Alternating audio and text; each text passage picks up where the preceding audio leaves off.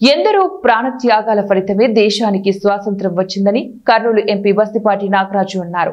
Kurnool rural మండలంలోని పంచలింగాల గ్రామంలో సచివాలయంతో పాటు పలువురు ప్రభుత్వ పాఠశాలలో నిర్వహించిన 79వ స్వాతంత్ర్య దినోత్సవ వేడుకల్లో పాల్గొన్న ఆయన జాతీయ జెండాలను ఆవిష్కరించారు. ఈ సందర్భంగా అందరికీ కూడా స్వాతంత్ర్య దినోత్సవ శుభాకాంక్షలు తెలియజేశారు.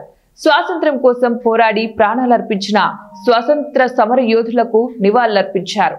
అనంతరం ఆయన మాట్లాడుతూ పంచలింగాల గ్రామాన్ని అన్ని విధాలుగా అభివృద్ధి చేయడంతో పాటు పాఠశాలలను అభివృద్ధి చేస్తానని తెలిపారు.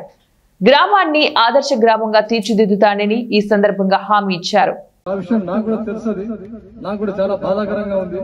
ఎందుకంటే పరిపాలనలో భాగంగా కొంచెం సమస్యలు ఉంటాయి, అది మీరు అర్థం చేసుకోవాలి మన గ్రామవాసులు కాబట్టి. ఎందుకంటే నాకు అనుక్షణం ఏదో చేయాలని తప్పని చాలా ఉంది. అయినా కానీ ఇక నుంచి అయితే మాత్రం పొరపాటున కూడా లేట్ కాదు. ఎందుకంటే పరిపాలనలో భాగంగా ఒక సంవత్సరం అనేది మినిమం పీరియడ్. అది నిన్ననే డిపిఓ గారిని పిలిపించడం జరిగింది.